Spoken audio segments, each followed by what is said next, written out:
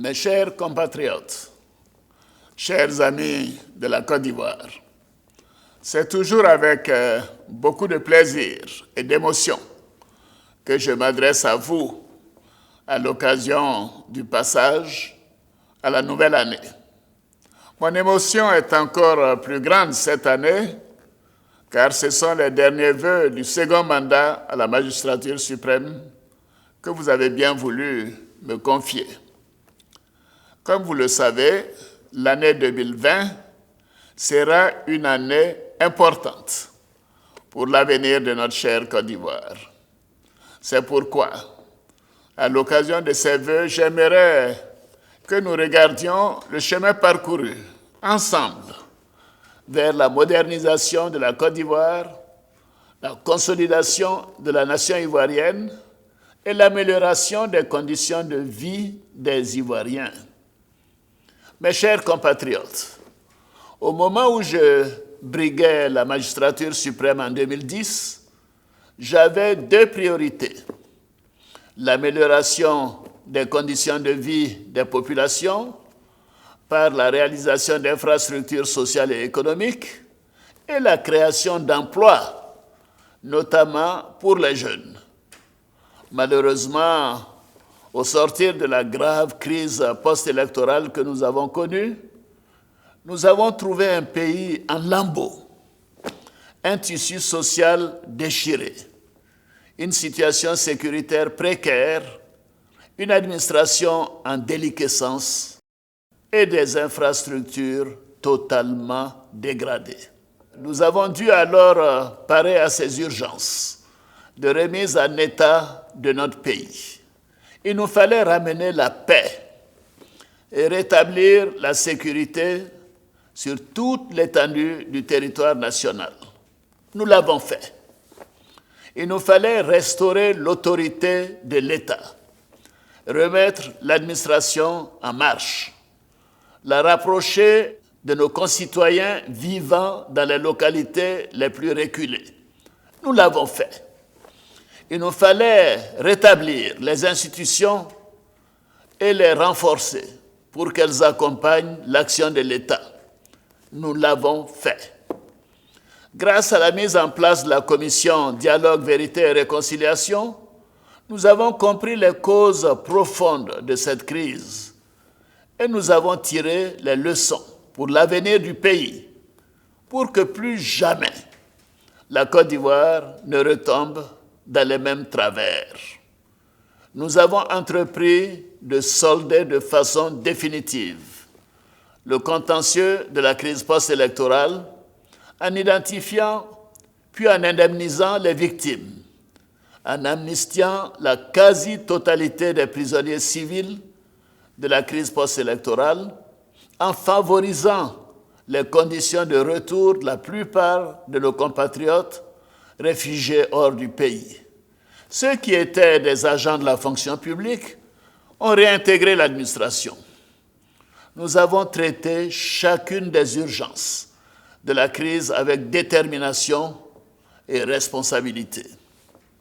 Mes chers compatriotes, chères sœurs, chers frères, parallèlement à toutes ces actions, nous avons procédé à des investissements massifs pour la réhabilitation et l'extension de nos infrastructures économiques et sociales afin d'offrir de meilleures conditions de vie à nos concitoyens et changer le visage de notre pays. Ainsi, nous avons permis l'accès à l'eau potable à des millions d'Ivoiriens. Aujourd'hui, plus de 80% des Ivoiriens ont accès à l'eau potable dans les villes comme dans les villages à l'intérieur du pays. Le nombre de localités desservies en eau potable est passé de 789 en 2011 à 1095 en 2019. Nous avons raccordé plusieurs centaines de localités au réseau électrique national, de sorte qu'à fin 2020, tous les villages de plus de 500 habitants auront accès à l'électricité, soit environ 80% des Ivoiriens. Je voudrais souligner que de 2012 à 2019, soit en 8 ans. Ce sont au total 2796 localités additionnelles qui ont été électrifiées, comparé aux 1531 localités électrifiées sur la période 1994-2011, c'est-à-dire en 18 ans. Ainsi, le taux de couverture en électricité a quasiment doublé, passant de 33% en 2011 à 66% à fin novembre 2019. Il est projeté à 80% en 2020. Afin d'offrir à nos enfants un cadre d'éducation et de formation adéquat pour leur garantir une chance de réussite sociale, nous avons construit 33 698 salles de classe préscolaires et primaires, 277 lycées et collèges entre 2011 et 2019. Au niveau de l'enseignement supérieur, nous avons procédé à la réhabilitation des universités de Cocody, l'université Félix Houphouët-Boigny, d'Abobo à Diamé et de Bouaké. Nous avons transformé les URS de Daloa et de Korogo en université, ouvert l'université de Mans et l'université virtuelle d'Abidjan et lancé les travaux de construction des universités de San Pedro et de Bandoukou. Nous avons restauré et construit des dizaines de centres de santé et hôpitaux à travers le pays. En outre, un programme ambitieux de réhabilitation et construction d'hôpitaux est en cours pour que chaque Ivoirien ait accès à une meilleure prise en charge médicale à proximité de son lieu d'habitation. Le taux d'accès aux services de santé est ainsi passé de 44% en 2012 à 69% en 2019. Depuis 2011, 22 ponts, 545 km de routes neuves interurbaines, 115 km d'autoroutes et 245 km de voiries ont été construits. Par ailleurs, 40 000 km de routes en terre et de pistes rurales ont été réhabilités pour connecter nos populations et faciliter les échanges économiques. Mes chers compatriotes, la gestion rigoureuse et saine de nos finances publiques a permis de regagner la confiance des Ivoiriens et de nos partenaires techniques et financiers. Notre croissance forte et soutenue depuis 2012 a permis de faire de notre économie l'une des plus dynamiques au monde, avec un taux de croissance moyen compris entre 7 et 9% par an. Nous avons aussi amorcé et accéléré la transformation structurelle de l'économie ivoirienne. Nous nous sommes attelés à traduire cette embellie économique en réalité sociale pour nos concitoyens. Ainsi, les fruits de la croissance économique ont permis notamment le déblocage des salaires des fonctionnaires après plus de 25 ans de gel, le relèvement du SMIC, le financement des projets de centaines de milliers de femmes et la création de 3 millions d'emplois, la subvention du prix d'achat aux producteurs de certains produits agricoles tels que le cacao, le café, le coton, l'anacarde, etc. Nos parents paysans ont ainsi obtenu une meilleure rémunération du produit de leur labeur et leur quotidien s'est nettement amélioré. Et cette évolution s'explique aussi en raison de la proximité des services sociaux de base tels que l'eau potable, l'électricité, la santé, l'école et les routes. Nous avons inversé la courbe de la pauvreté, qui est en net recul selon les résultats préliminaires des rapports et des études qui seront publiés dans le courant du premier trimestre 2020. Ainsi, vous verrez, le taux de pauvreté devrait se situer aux alentours de 35% en 2018 contre 51% en 2011. Nous avons redonné à la Côte d'Ivoire sa place dans le concert des nations. Après 26 ans d'absence, nous avons porté la voix de la Côte d'Ivoire au Conseil de sécurité des Nations Unies en présidant cette prestigieuse institution. Désormais, notre pays assume avec fierté et responsabilité sa place dans la sous-région.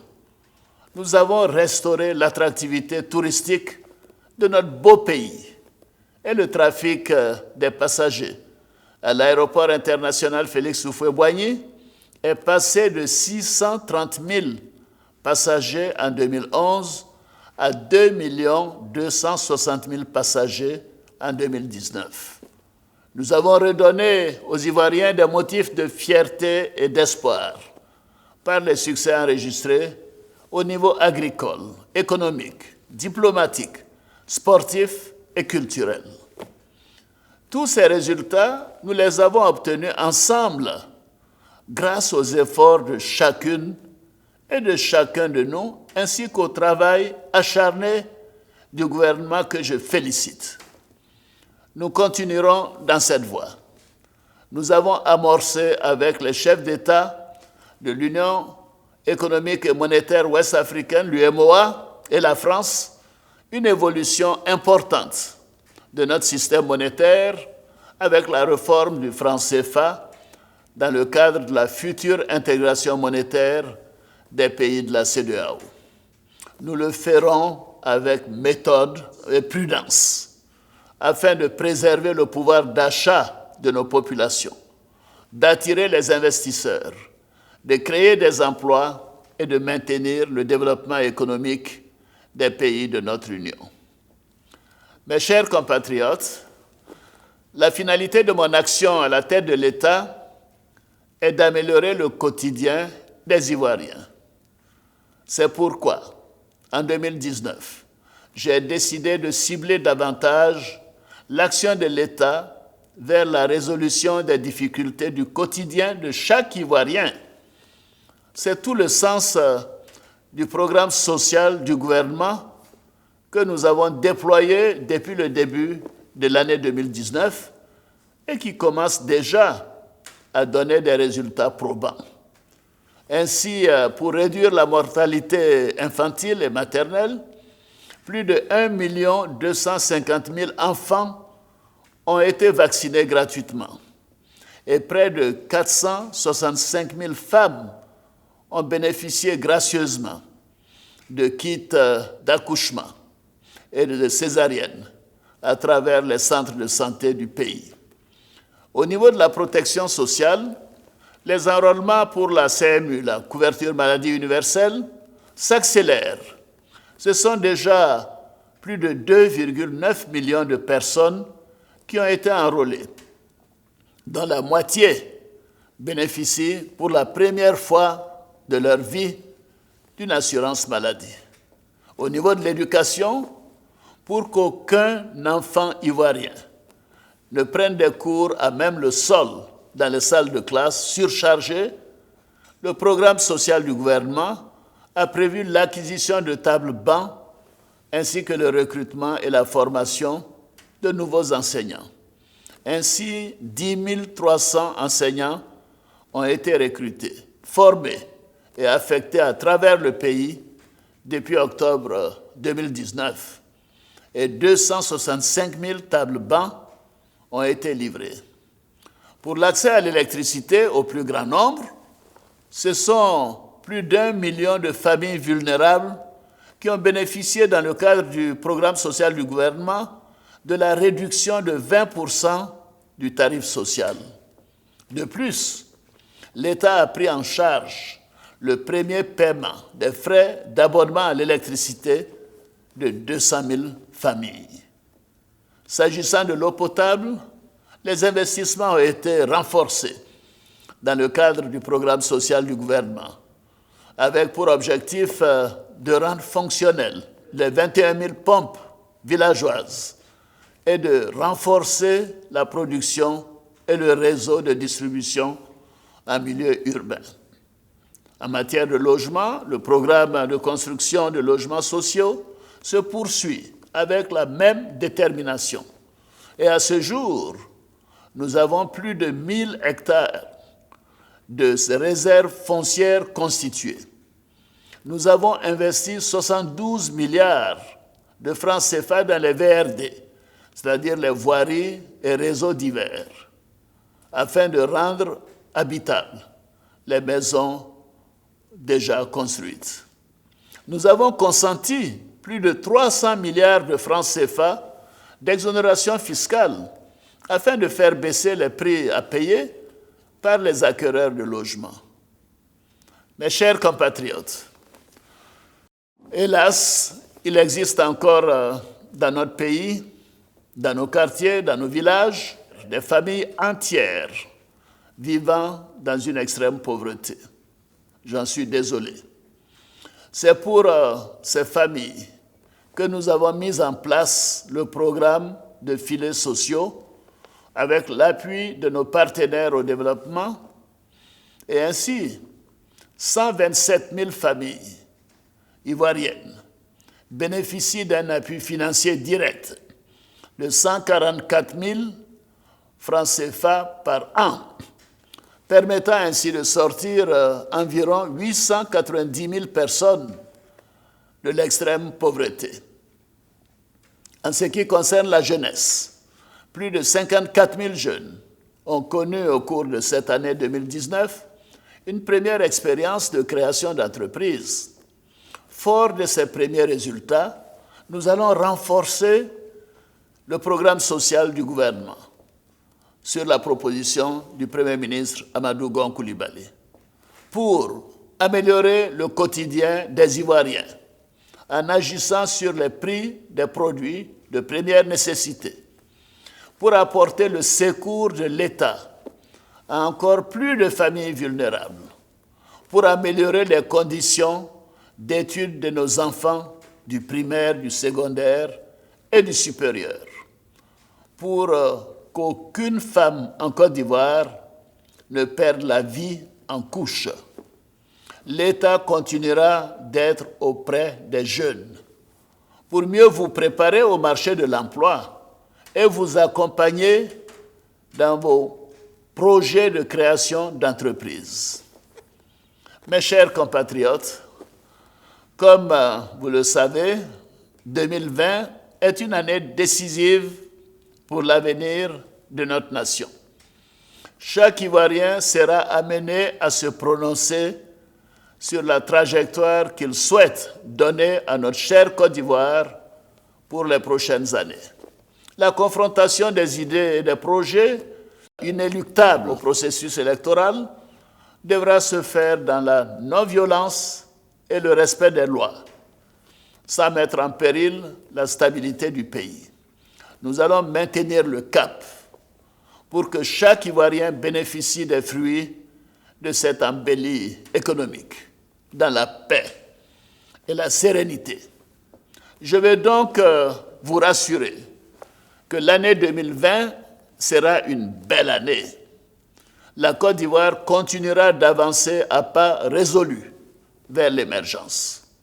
Oui, à l'instar de 2015, l'année 2020 sera une année électorale paisible. Je vous en fais la promesse. Vous pouvez me faire confiance. D'ores et déjà, la Commission électorale indépendante a commencé la préparation de l'élection présidentielle.